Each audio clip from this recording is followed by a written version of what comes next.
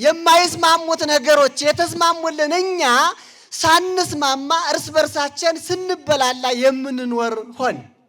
ይህን ክርዳዱ፣ መለያየቱ፣ ዘረኝነቱ፣ ጎጠኝነቱ፣ ጥላቸው፣ ምንፍቅናው፣ ሃይማኖት አልባኛነት መሆን በየዘመናቱ ተነስተዋል። በስንዴው ላይ እንክርዳድ እየሰሩ የሐዋርያትን ትምህርት እያጣመሙ የክርስቶስን ትምህርት ያጣሙ የነበሩ እንዳሉ ኋላም የሐዋርያትን ትምህርት የሚያጣምሙ ግራ የሚያጋቡ ትውልዱ የሚጨብጠው እንዲያጣ የሚያደርጉ ነበሩ። ዛሬም አሉ ክርስቲያኑ።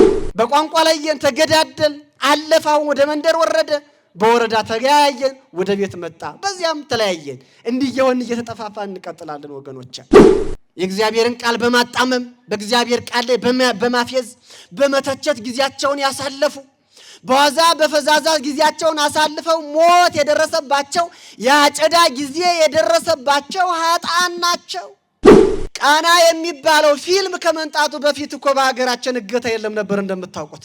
ከዚህ ፊልም የተነሳ ሰዎችን አግተው ለካም ብር ይቀበላሉ የሚል አረዳድ የተረዳ ትውልድ ወገኑን ዘመዱን አስሮ የሚሸጥ ሆነ።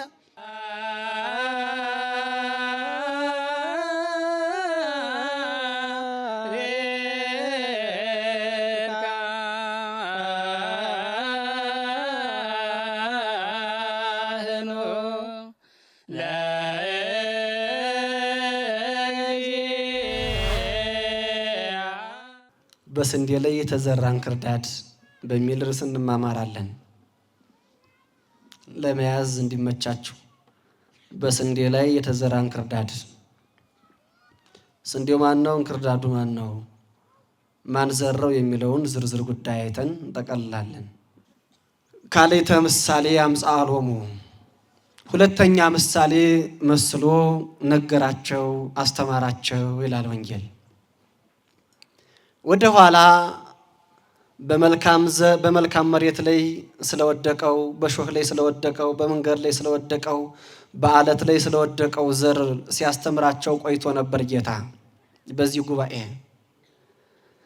ሁለተኛ ምሳሌ ደግሞ መስሎ ነገራቸው አለ ቅዱስ ማቴዎስ። ሁለተኛ ምሳሌ መስሎ የነገራቸው ደግሞ በስንዴና በእንክርዳድ ነው። ወይም ሁሉ በጉጉት የሚጠብቃት መንግሥተ ሰማያት ምን እንደምትመስል ገልጦ ነገራቸው።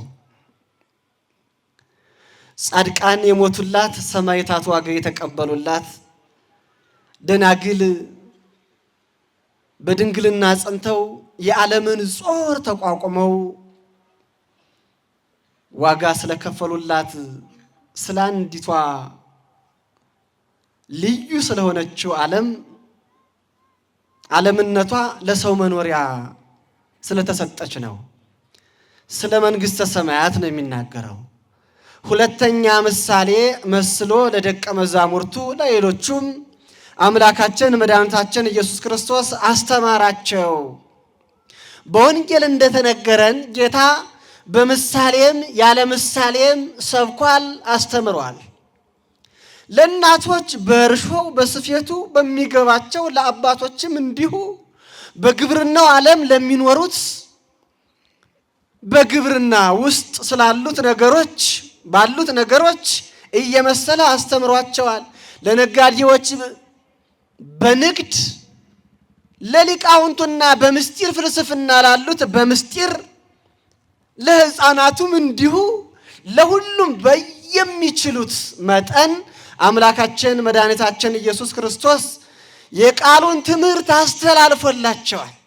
በዚያ ጉባኤ እንደሚታወቀው ለትምህርት ለቃል ብሎ የመጣ ነበር። ምግብ ፈልጎ ደግሞ ለምግብ የመጣ ነበር። ጤና የጎደለው ጤና ፈልጎ የመጣ ነበር።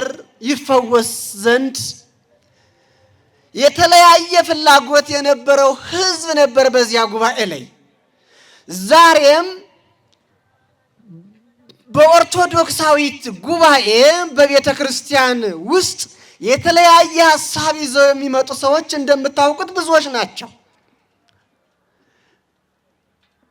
የራሳቸውን ፍላጎት አንግበው የሚመጡ አሉ። ደግሞ መንፈሳዊውን ነገር ፈልገው በመንፈሳዊው ውስጥ ጥቅም እናገኛለን ብለው የሚመጡም አሉ። ተምረው ለመለወጥ የሚመጡ አሉ።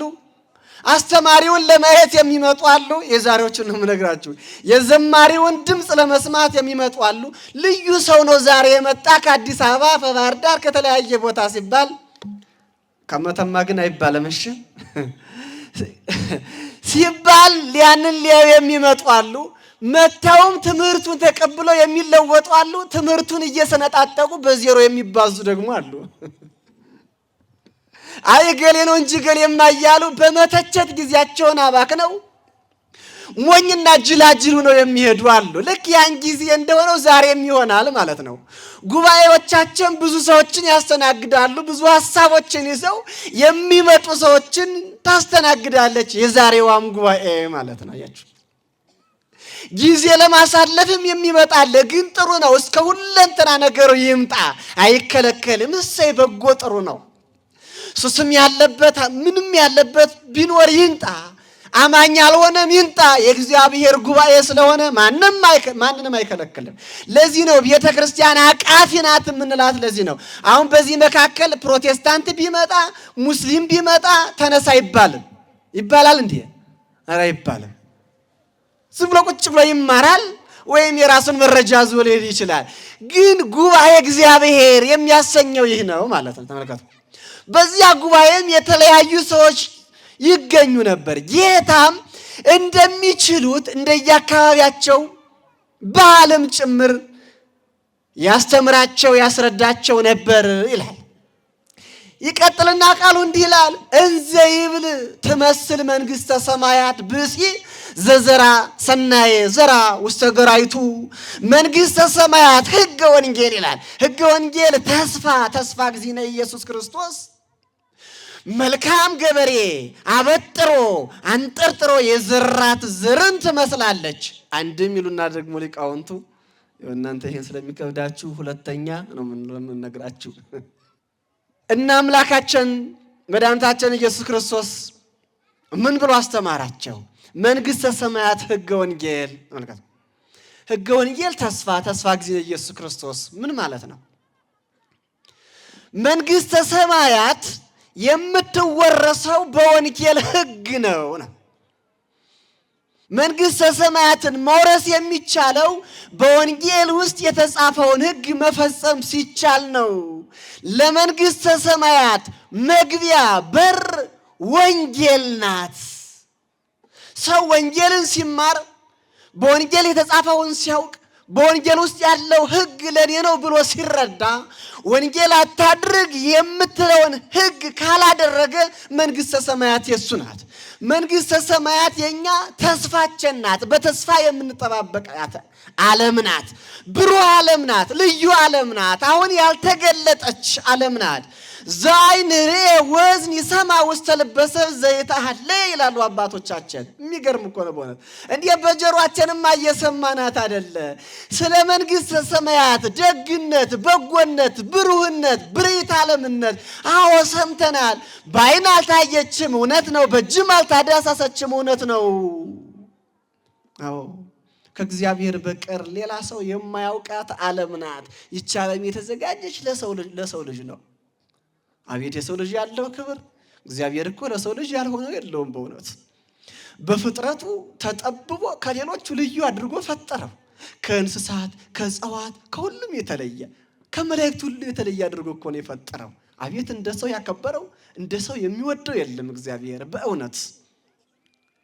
መላእክት እኮ እሱን አይመስሉም። ይመስላሉ እንዴ? ሚካኤል አይመስል፣ ገብርኤል አይመስል 24 ሰዓት ተሸክመው ቅዱስ ቅዱስ የሚሉት 24ቱ ካህናተ ሰማይ 40ቱ እንስሳ የምንላቸው እነዚህ ቅዱሳን መላእክት እኮ እግዚአብሔርን አይመስሉም። እግዚአብሔርን የሚመስለው ግዙፉ ታላቁ ፍጥረት የሰው ልጅ ነው።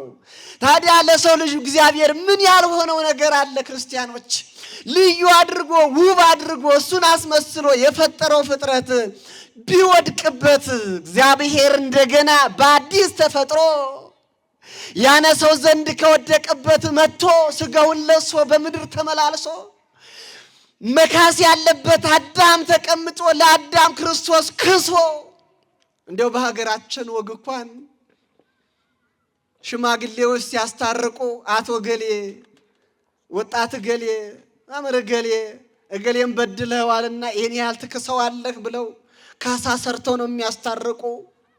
ክርስቶስ እኮ ራሱ ክሶ ነው ከራሱ ጋር አዳምን ያስታረቀው ራሱ ክሶ እኮ ነው። የሚገርማችሁ ተዋርዶ ዝቅ ብሎ የሰውን ባህሪ አድርጎ ሳይንቅ የወደቀውን ከፍ ያደረገው ሐዋርያው እንዳለው ኢነሶ ለዘነሶ እመላእክት አላም ዘር አብርሃም የነሳው የመላእክት ባህሪ የመላእክት ዘር አይደለም የአዳምን ነው እንጂ ክርስቶስ የሞተው ለአዳም ነው ለመላእክት አይደለም። ዋጋ የከፈለው ለሰው ልጅ ሲል ነው። ታዲያ ለሰው ልጅ የመጨረሻ ዓለም አዘጋጅቶለታል። ለሚጸድቁት ናት መንግሥተ ሰማያት። በምድር ላይ ዋጋ ለከፈሉት ስለ መንግሥተ ሰማያት ሲሉ ወታገሱ ሞተ መሪረ በእንተ መንግሥተ ሰማያት ስለ መንግሥተ ሰማያት መራራውን ዓለም መራራውን ሞት የታገሱት ናቸው። የዚህን ዓለም ግፍ የዚህን ዓለም ውጣ ውረድ መከራ እንግልት ረሃብ ጽም ስደት መታሰር መፈታት በአሕዛብ ዘንድ መገረፍ በአሕዛብ ዘንድ መሰቀል መሳጣት መደብደብ መተቸት ሁሉ መከራ ነው። ስለ ሃይማኖታቸው ሲሉ መንግሥተ ሰማያትን ለመውረስ ከሀገር ወደ ሀገር የተንከራተቱ የተንገላቱ ሳይበሉ ሳይጠጡ እየጾሙ ለዘመናት የኖሩ ለ560 ዘመን እህል ሳይበሉ የኖሩ ለማን ነው? በዚች ሀገር ለመኖር ክርስቶስን ወርሶ ለመኖር እሱን ለብሶ ለመኖር ራቁታቸውን ኖሩ። የክብር ልብስ የብርሃን ልብስ ለመልበስ ራቁታቸውን ኖሩ። ራሳቸውን ድሃ አድርገው ኖሩ። ለማን? ለመንግሥተ ሰማያት ራሳቸውን ለሕገ ወንጌል አስገዝተው ኖሩ። ፍጹማን የሚባሉት አባቶቻችን ራሳቸውን ፍጽምት ለሆነችው ለወንጌል ሕግ አስገዝተው ስለኖሩ ነው። ክርስቲያኖች ሕግ የተሰራው ለእኛ ነው፣ ለመላእክት አይደለም። ሕግ የተሰራው ለእንስሳት አይደለም። እኛ ነን በሕግ እንድንኖር ከሕግ እንዳንወጣ። ወንጌል ሕግ ናት፣ መጽደቂያ ሕግ ናት ወንጌል፣ መክበሪያ ሕግ ናት ወንጌል፣ መበልጸጊያ ሕግ ናት ወንጌል። ክርስቲያኖች ማወቂያም ናት ወንጌል፣ ሕይወት ናት ወንጌል። እሷ ሕገ ወንጌል ለእኛ ተሰርታለች። የመንግሥተ ሰማያት መግቢያችን ናት። በወንጌል ትምህርት ስንጸና መንግሥተ ሰማያት እንገባለን። እንዴት? ወንጌል ይህን አታድርግ ስለምትል ካላደረግን ደግሞ መንግሥተ ሰማያት የኛ ናት። ቅድመ ጥንቃቄ እየሰጠች በተለይ ለወጣቱ የእሳትነት ዘመኑን እንዴት ተቋቁሞ መኖር እንዳለበት በየዘመናቱ እንዲያውም የሚለው እኮ ተመልከቱ። ዘመኑን ቅደመው ቀድመኸው ኑር። ምን እንደሚመጣ ወቅ ተረዳ።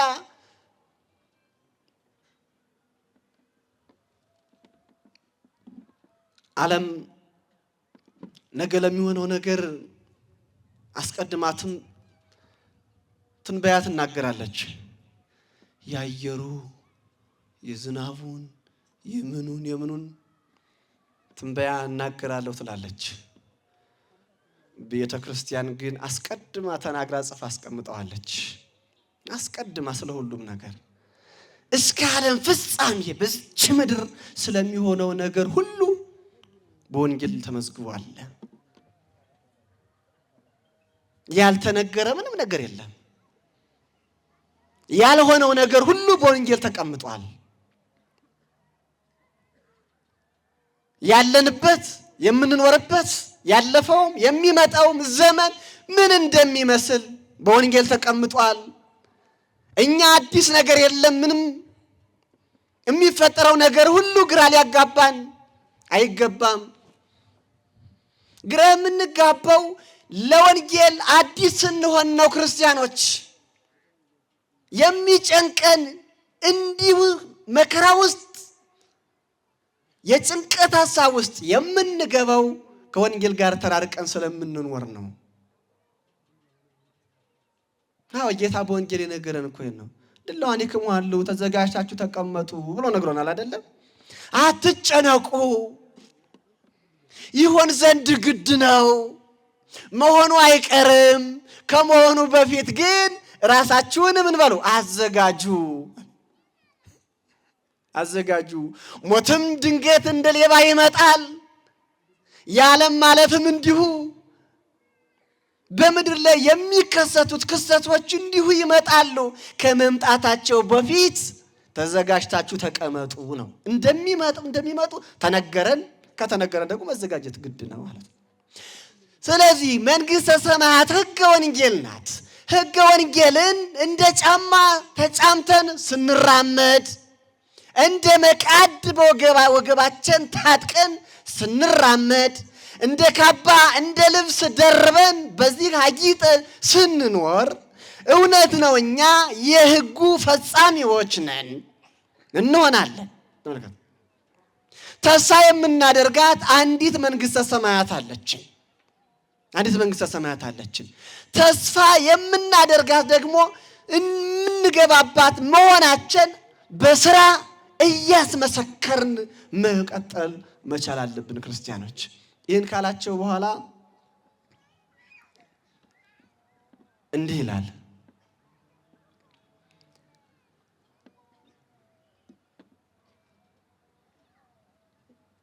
የእርሻው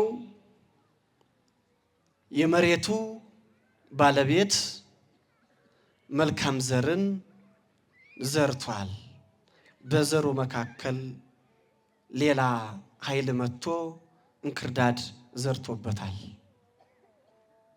እንክርዳዱ እስኪያፈራ ድረስ ወይንም እስኪጎመራ ድረስ አልታወቀም፣ ግን አብሮ አለ። ለፍሬ ከደረሰ በኋላ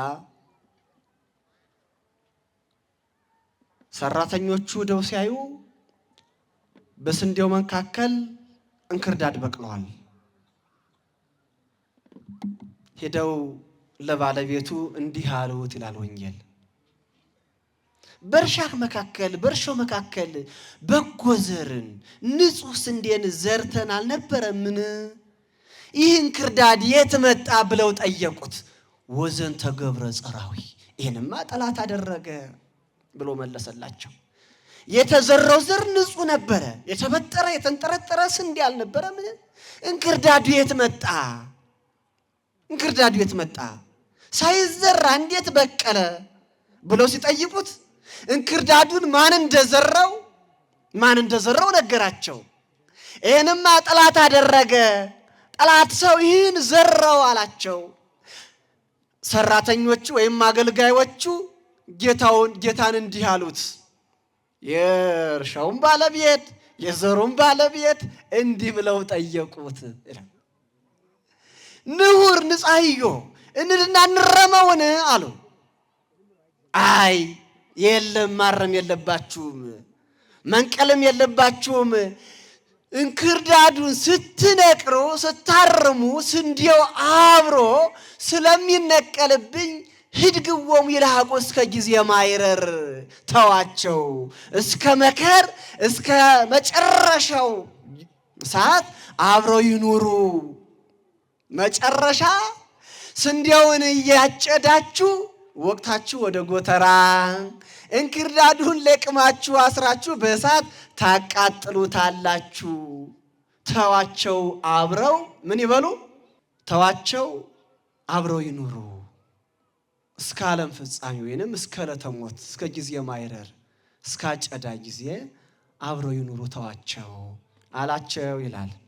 ምሳሌ መስሎ ያስተማራቸው አምላካቸው መድኃኒታችን ኢየሱስ ክርስቶስ ነው። መተርጉማን እንደነገሩን እርሻው የዓለም ነው አሉ፣ ወይም የሰው ልቡና ነው አሉ። የሚገርም እኮ ነው። እርሻው የሰው ልቡና ነው ወይም የዓለም ነው። የተዘራው ዘር የተባለው የእግዚአብሔር ቃል ነው፣ ወንጌል። ቅድም በትንሹ ያየነው ወንጌል ነው የተዘራው። ቃሉ የእግዚአብሔር ቃል ነው። ወይንም ወደ ኋላ ስትመለሱ እግዚአብሔር ንጹሕ ዘርን በእርሻው ላይ ዘራ ማለት ምን ማለት መሰላችሁ? ንጹሕ አዳምን ፈጠረ። ምንም ቅልቅል የሌለበትን የክህደት የኃጢአት ቅልቅል የሌለበትን ንጹሕ ስንዴ ዘር የተባለው የሰውን ልጅ ከማይስማሙት እንዲስማሙ አድርጎ ፈጠረ። አያችሁ ክርስቲያኖች፣ እግዚአብሔር እኛን ሲፈጥረን ከማይስማሙ ነገሮች ነው የፈጠረን። ግን በውስጣችን ተስማምቶ ይኖራሉ። የማይስማሙት ነገሮች የተስማሙልን እኛ ሳንስማማ እርስ በርሳችን ስንበላላ የምንኖር ሆን። አያችሁ፣ እሳትና ውሃ ተስማምተው እየኖሩ ሰው ከወንድሙ ከእህቱ ጋር ተስማምቶ መኖር ለምን አቃተው? ከሚያየው ወንድሙ ከሚያያት እህቱ ጋር ለምን ተስማምቶ መኖር አቃተው የሚለው ነገር ጥያቄ ነው። በጣም አንደኛውን እኮ ጣራ ወጣ፣ መረን ለቀቀ። ፍቅር የሚባለው እኮ ጠፋ በሰዎች ልቦና። ጌታ በወንጌል ወተሴኩስ ፍቅር በላ መዋዕል ብሎ እንደነገረን እኮ ነው። በዚያ ዘመን ፍቅር ከሰው ልጅ ጠፋለች እንደተባለ በእርሻው ላይ ንጹህ ስንዴን ዘራ። ከአፈር ከአራቱ ባሕርያተ ሥጋ አምስተኛ ባሕርየ ነፍስን ጨምሮ ልዩ የሆነ የሰው ልጅን ፈጠረ። ኋላስ ተመልከቱ፣ ኋላስ አገልጋዮች መላእክትን ሰጠው። እንደ ሰው ያለ እኮ በእውነቱ በምድር ላይ የከበረ ፍጥረት የለም። አገልጋዮች የሚታዘዙት መላእክትን ወጥተው ወርደው የሚያገለግሉት መላእክትን ሰጠው። ለማን? ለሰው ልጅ። ኋላስ ጠላት ዲያብሎስ ክፉ ዘርዘራበት። በአምላኩ ላይ መፈንቅል እንዲያደርግ አደረገው። ከዲያብሎስ ጀምሮ በክርስቶስ ላይ መፈንቅለ መንግስት ያደረገ ሁለተኛው ሰው አዳም ነው። የመጀመሪያው ዲያብሎስ ነው እንደሚታወቀው። ሁለተኛው አዳም ነው። አምላክነትን ፈለገ። በልቡናው ጥርጥር ክፋት ተዘራበት። ይሄን ዘር ማን ዘራ? መላእክት ሄደው ጠየቁት ይላል። ወዘንተ ገብረ ጽራው፣ ይህንማ የወደቀው ዲያብሎስ አደረገው። ክፋትን በልቦናው ዘራበት። የማይገባውን ይገባኛል ብሎ ጠየቀ። አትብላ የተባለውን ዕፀ በለስ በላ። አምላክነትን ፍለጋ ጉዞ ሄደ፣ ወደቀ። የሚገባንን አንፈልግ ክርስቲያኖች፣ የሚገባንን ብቻ እንፈልግ። የማይገባንን ስንፈልግ በዚህ ወድቀን እንቀራለን። የሚገባንን ከፈለግ እንደሚገባን ሆነን ከኖርን ግን እግዚአብሔር እሱን ይሰጠናል። የልባችን መሻት አይቶ እሱን እግዚአብሔር ለኛ ይሰጠናል። አያችሁ፣ ወዘንተ ገብረ ጽራዊ፣ ይህንማ ጠላት ዲያብሎስ አደረገ። በአዳም ልቡና ላይ ይህንን ዘርዘራ። አምላክነትን ፈለገ። እንዲህማ ካደረገ አዳም መጥፋት አለበት የሚል እሳቤ ታሰበ። በማን? በአገልጋዮቹ። ከትምህርቱ ወደ ጋር ወሰድ። በአገልጋዮቹ የለም እስከ ጊዜው ድረስ። እስከምን? ክርስቶስ ሰው ሆኖ አዳምን እስከሚያድነው ድረስ አዳም ከነ ክፋቱ መቀጠል አለበት። በአዳም ልቦና ያሉትን ክፋቶች ነቅሎ መጣል አቅቶት አይደለም እግዚአብሔር። ተዋቸው፣ አብረው ይኑሩ። ከሰማየ ሰማያት ወርጄ ተወልጄ እስከማድነው ድረስ፣ እዚያ በኋላ ነቃቀየ ከገጸ ምድር እስካጠፋቸው ድረስ፣ አጋንንትን ወደ ሲኦል የአዳምን ክፋት እስካስወግድለት ድረስ ይቀጥል ማለት ነው ምስጢሩ። ይቀጥል፣ መጥፋት የለበትም። እንደሱ ከተፋማ ዘር የለም እንደማለት ነው። የፍጡራን አባት የሰዎች አባት አዳም ነው። መጀመሪያው እሱ ስለሆነ ይቀጥል አለው ይላል። አያችሁ፣ ቀጠለ። ክርስቶስ ሰው ሆኖ እሱን መለሰው፣ ክፋቱን አስወገደለት። ለውድቀቱ ምክንያት የሆኑት አጋንንት በሲኦል እንዲጋዙ እንዲታሰሩ ሆነ። አዳምም ነፃ እንዲወጣ ሆነ። ልመልሰው። በእርሻው ላይ የወደቀው ዘር በጎ ዘር ነበረ ማለት ተመልከቱ። ለሰዎች የተሰጣቸው ሃይማኖት አንዲት ንጽሕት እንደ ስንዴ የተበጠረች የተንጠረጠረች ናት።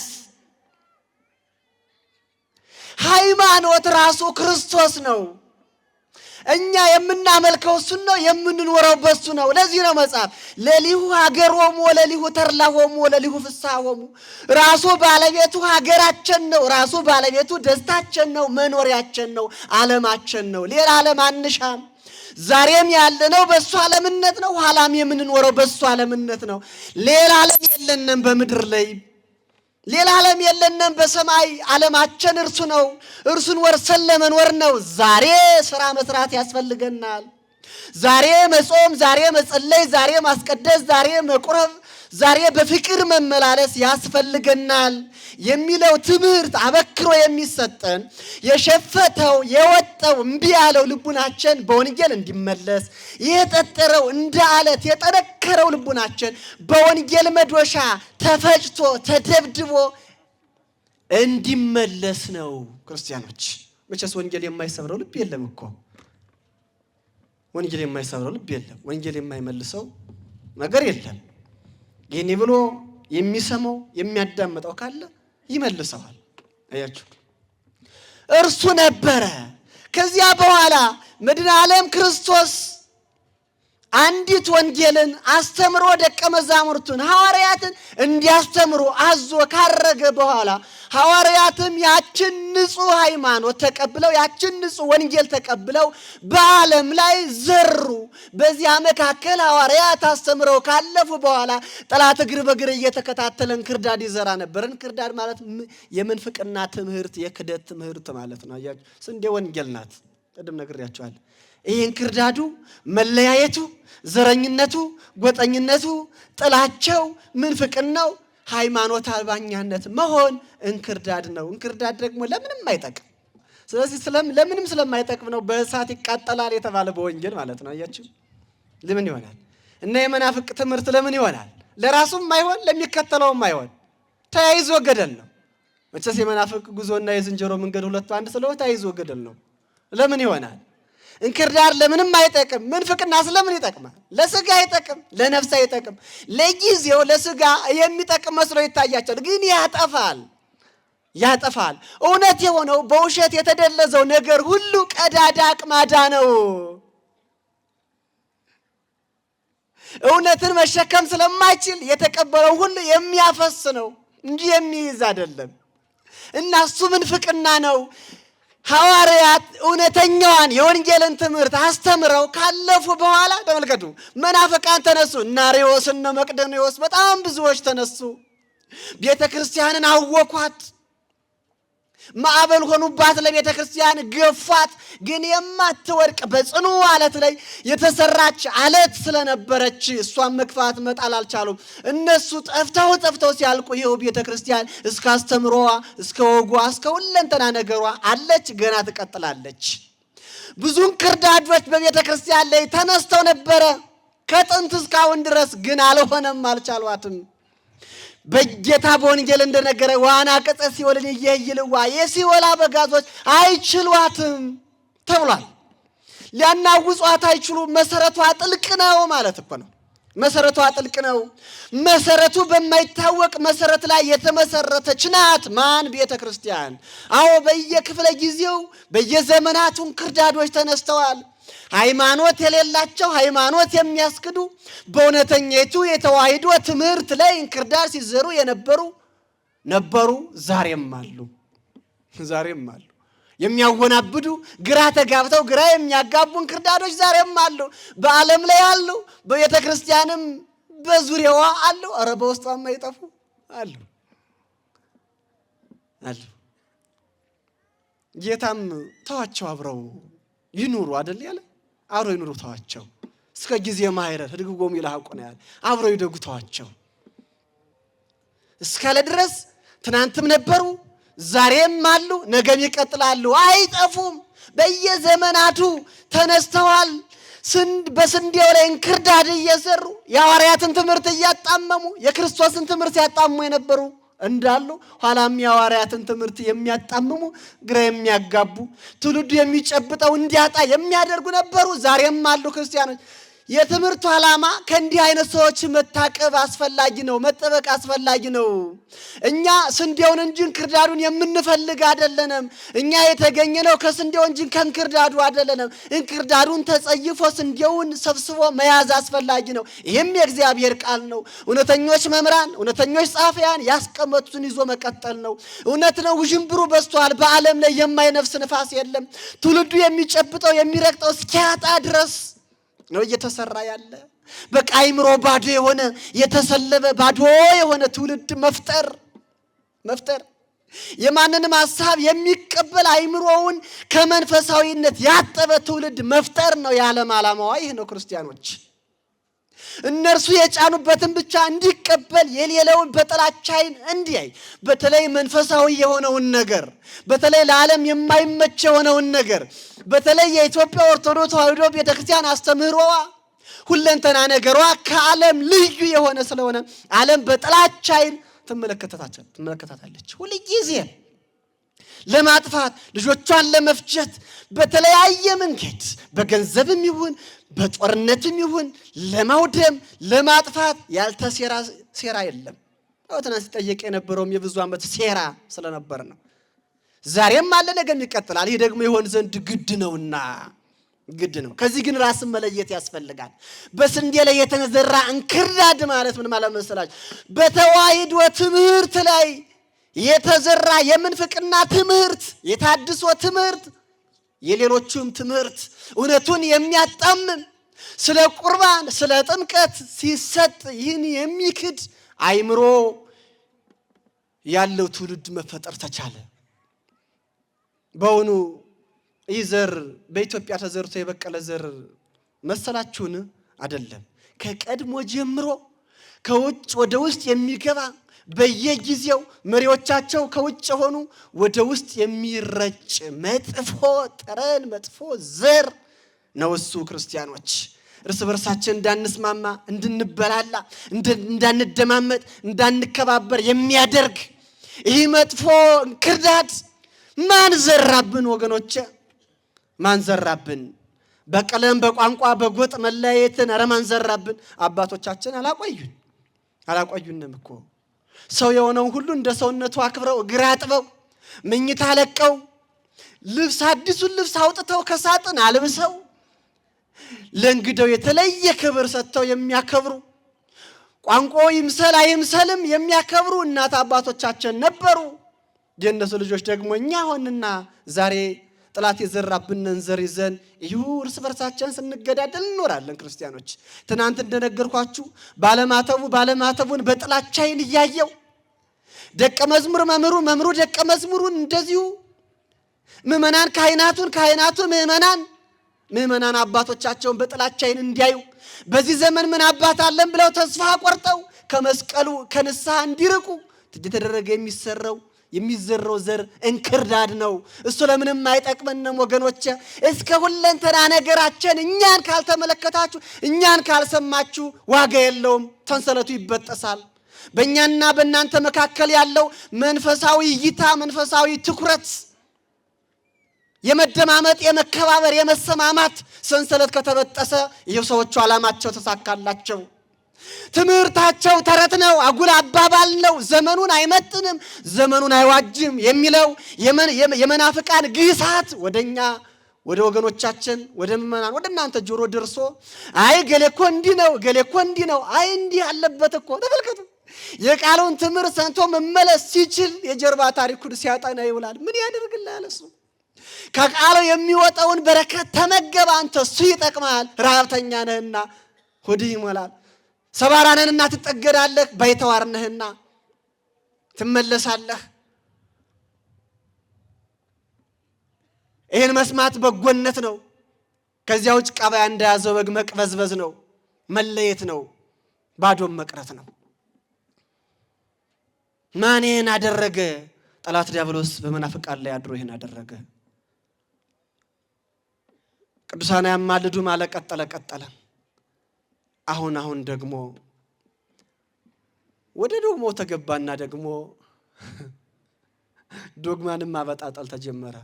ድሮ እኮ ቀኑናን አንቀበልም ነበር የሚል የፕሮቴስታንት አስተምሮ እንደምትሰሙት አይደል?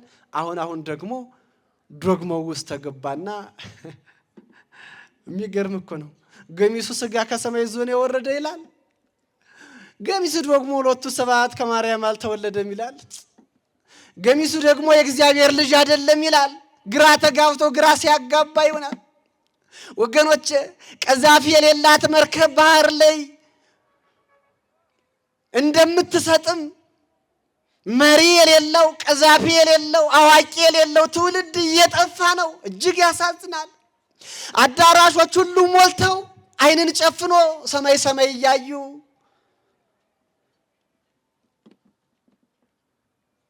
ከመሳደብና ከመጨፈር ውጭ ሌላ ምንም ነገር የለም።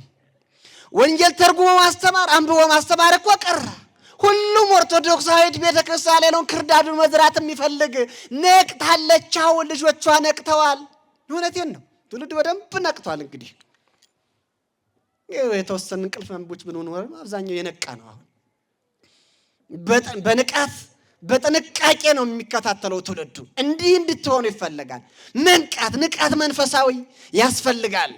ዝለት መንፈሳዊ አያስፈልግም ወንድሞቼ። በዚህ ዘመን መንቃት ነው የሚያስፈልግ። እያንዳንዷን መከታተል ያስፈልጋል። እንዲህ የሚሆነው ደግሞ በሃይማኖት ስንበስል ስንማር የወንጌል ትምህርት በስልጠናም መልኩ ስናገኝ ስንበስል ነው እንጂ ሆ ሲሉ ሆ ማለት እኮ ይሄ የጅላጅሎች አካሄድ ነው።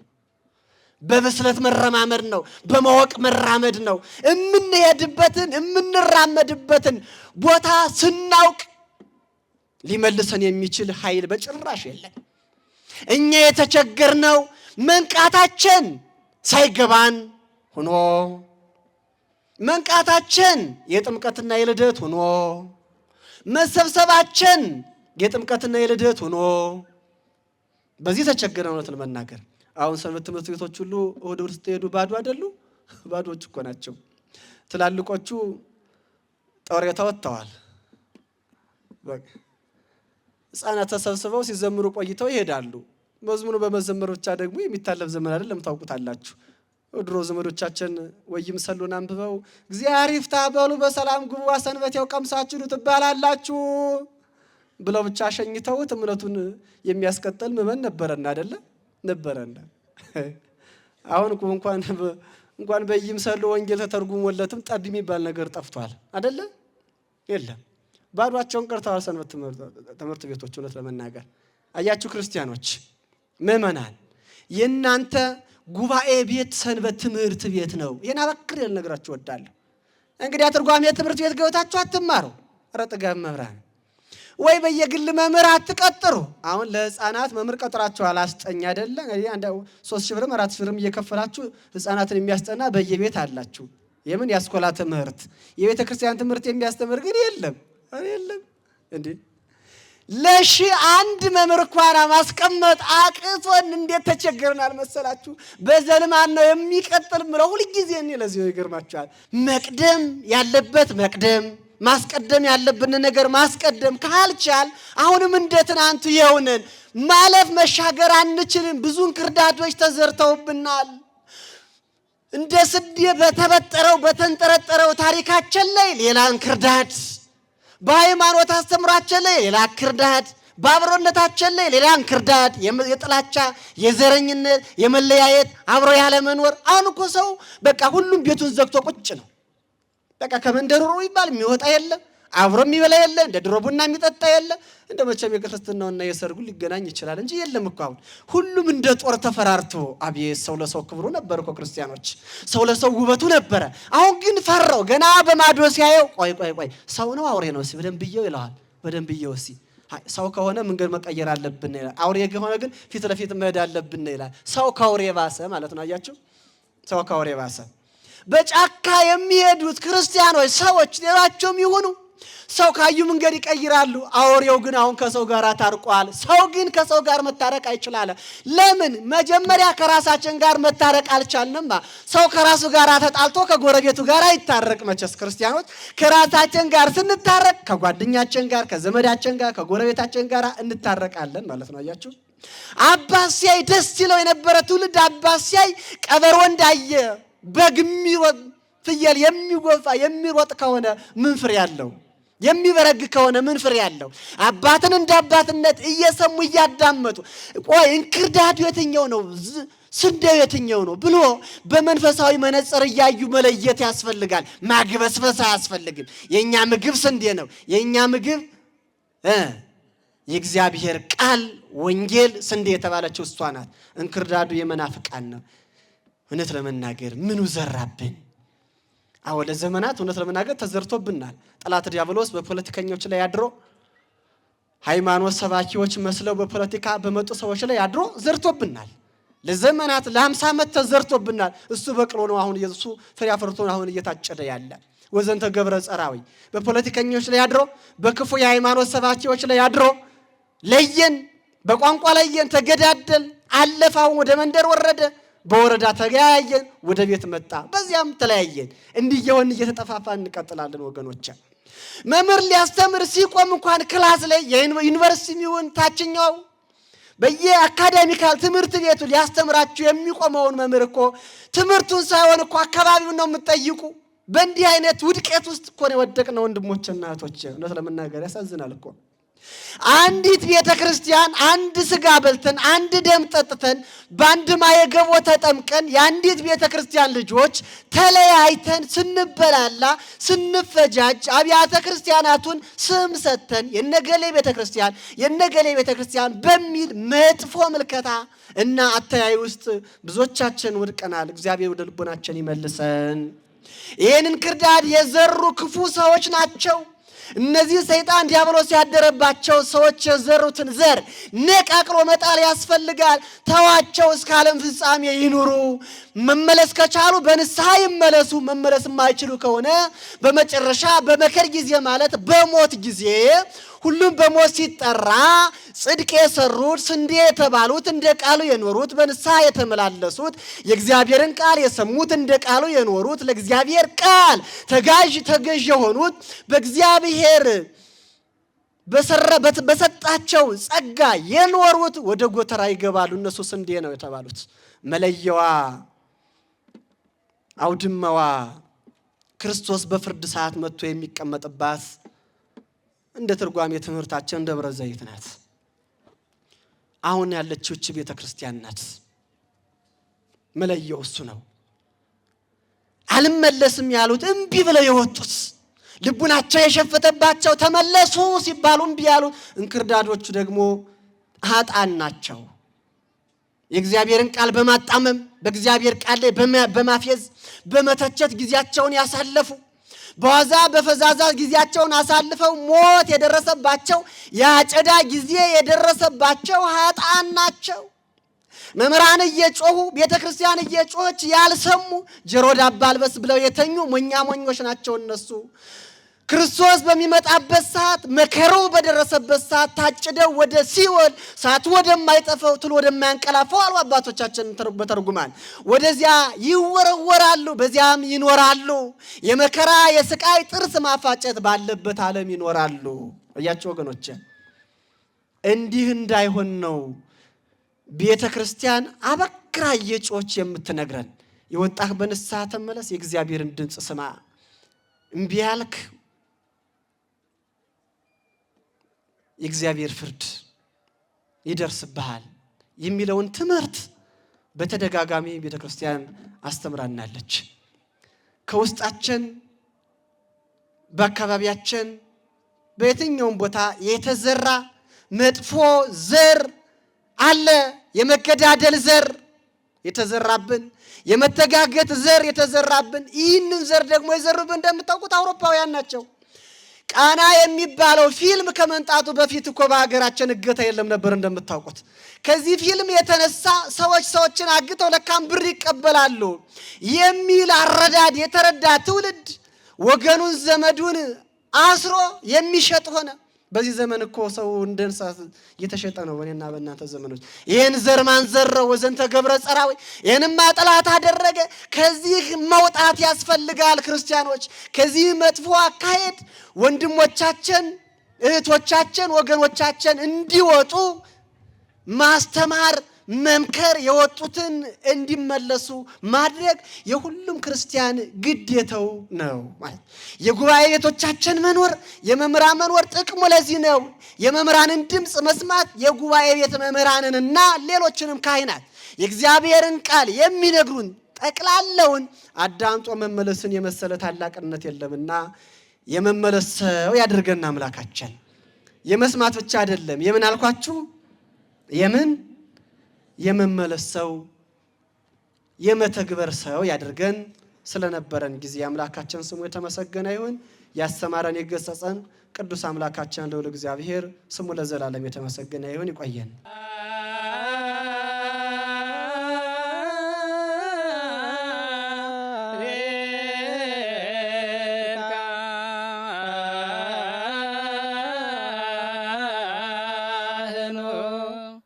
La